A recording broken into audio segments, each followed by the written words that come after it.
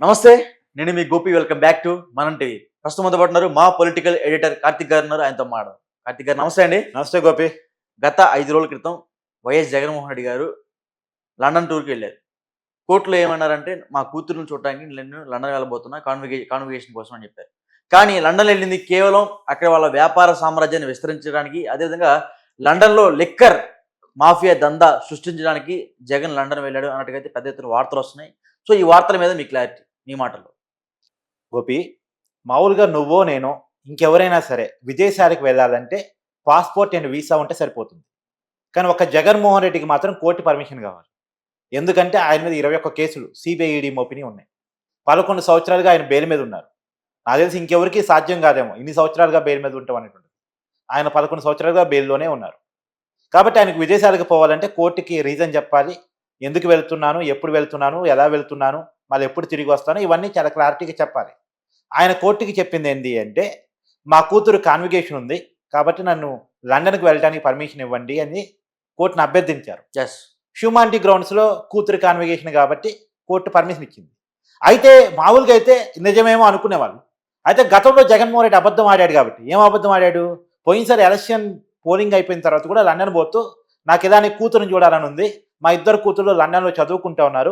వాళ్ళని చూడటానికి వెళ్ళి వస్తా. మా పర్మిషన్ ఇవ్వండి అని కోర్టుని అడుక్కున్నారు. కోర్టు అప్పుడు పర్మిషన్ ఇచ్చింది. కానీ తీరా సీన్ కట్ చేస్తే కూతుర్లు ఇండియాలోనే ఉన్నారు. ఓటు కూడా ఇక్కడేసి ఫోటోలు పెట్టారు. కాబట్టి అప్పుడు జగన్మోహన్ రెడ్డి అబద్ధం ఆడాడు కాబట్టి ఈ రోజు కూడా జగన్మోహన్ రెడ్డి అబద్ధాలే ఆడుతున్నాడు. లండన్ పోవటానికి ఉండే కారణాలు వేరు.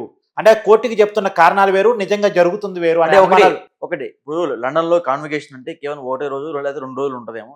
ఇంకొక రోజు ఎక్స్‌ట్రా కూతుర్ని సరదాగా చూసుకొని ట్రిప్‌కెళ్ళేసి వచ్చి అని అనుకోవచ్చు. 3, 4 రోజులు అయిపోద్ది. కానీ జగన్మోహన్ రెడ్డి గారు లండన్ వెళ్లి సుమారు వారం రోజులు అవుతుంది. సో ఈ వారం రోజుల్లో ఏం చేస్తున్నారు లండన్‌లో? యెస్. మామూలుగా యూకే పోయే వాళ్ళు ఎందుకు పోతారు? గతంలో విజయమాల ఎందుకు పోయాడు? లలిత మోడీ ఎందుకు పోయాడు? నీరవ్ మోడీ ఎందుకు పోయాడు? యెస్ బ్యాంక్ చైర్మన్ ఎందుకు పోయాడు? ఆ యూకే అనేది కొంతమంది స్వర్గధామం. ఎవరైతే ఇక్కడ డబ్బులు దోచేసుకొని దాచేసుకోవటానికి సేఫ్టీ ప్లేస్ ఆలోచిస్తారో వాళ్ళందరికీ యూకే అనేది ఒక మంచి ప్లేస్. అక్కడ డబ్బులకి రక్షణ ఉంటుంది. అక్కడ పెట్టుబడి పెడితే యూకే పౌరసత్వం వస్తుంది. ఒకసారి యూకే పౌరసత్వం వచ్చిన తర్వాత మనం అరెస్ట్ చేయాలనుకున్న సాధ్యం కాదు.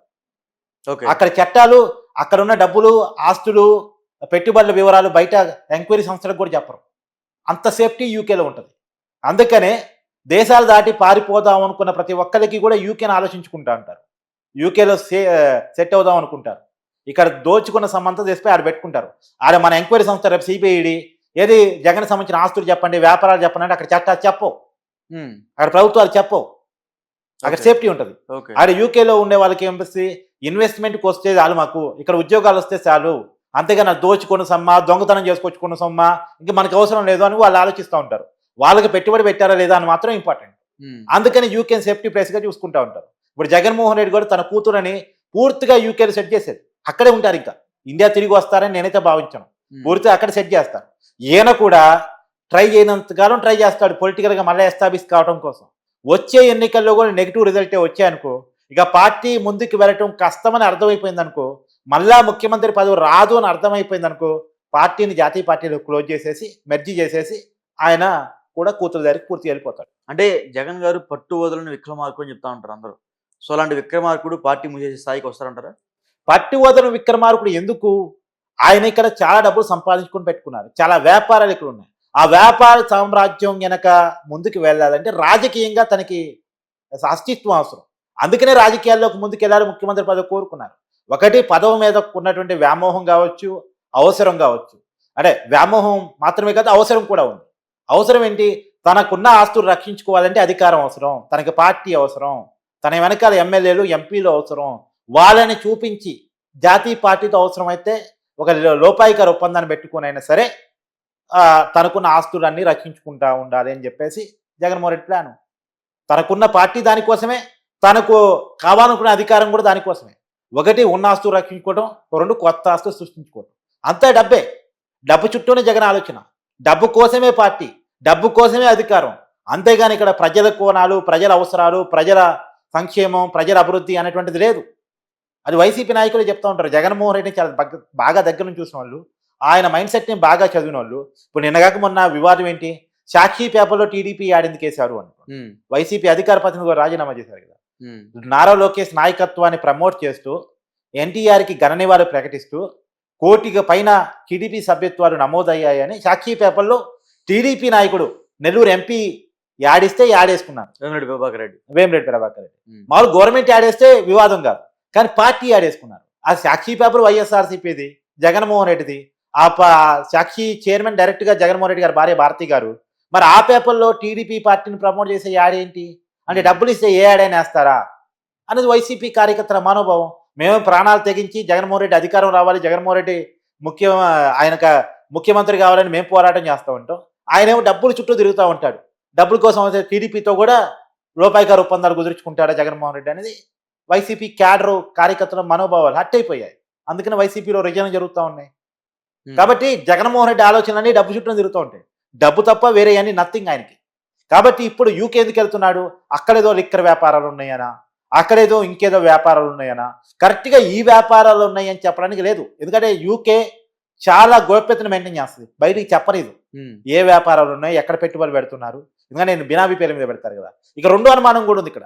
యాక్చువల్గా జగన్ గారు పోయేటప్పుడు నాకు పలానాతనే సెక్యూరిటీ కావాలి అని చెప్పేసి కూడా కోర్టుని అడిగాడు. అవును, భాష అనేది. అవునవును, మామూలుగా ఆయన ముఖ్యమంత్రి ఉన్నప్పుడు ఆయన ఇష్టం, ఎవరిని సెక్యూరిటీ కావాలో ఆయన తీసుకువెళ్తారు. కానీ ఆయన ముఖ్యమంత్రి కాదు, ప్రతిపక్ష నాయకుడు కూడా కాదు, ఎమ్మెల్యే, కాకపోతే మాజీ ముఖ్యమంత్రి. అవును, మాజీ ముఖ్యమంత్రి హోదాలో గవర్నమెంట్కి సెక్యూరిటీ కల్పించింది.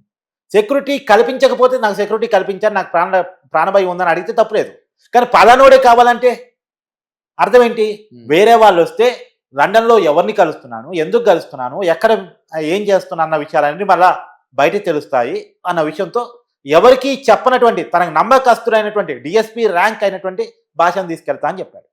అతను పర్సనల్ కాబట్టి, అతను ఎవరికి చెప్పాడు కాబట్టి.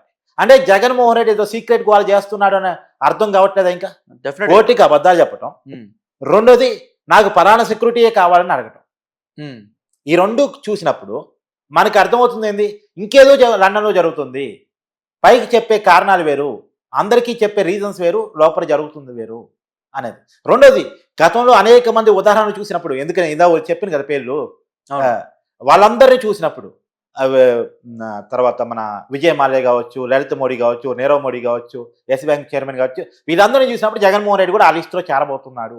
జగన్మోహన్ రెడ్డి వాళ్ళకంటే ఏమి తక్కువ కాదు, వాళ్ళకంటే ఎక్కువ ఆస్తులు ఉన్నోడే, వాళ్ళకంటే ఎక్కువ దోచేసినోడే. నేను చెప్తుంది కాదు, ఎంక్వైరీ సంస్థలు చెప్తుంది. 2011లో 43,000 కోట్ల రూపాయల కుంభకోణాల కేసులు ఆయన మీద నమోదై ఉన్నాయి. ఇప్పుడు కనుక మళ్ళా కొత్తగా 2019 నుంచి 2024 వరకు ముఖ్యమంత్రిగా ఉన్నప్పుడు సంపాదించిన ఆస్తులు లెక్క కనుక తీరిస్తే అది ఇంకా పెరిగే అవకాశం ఉంది.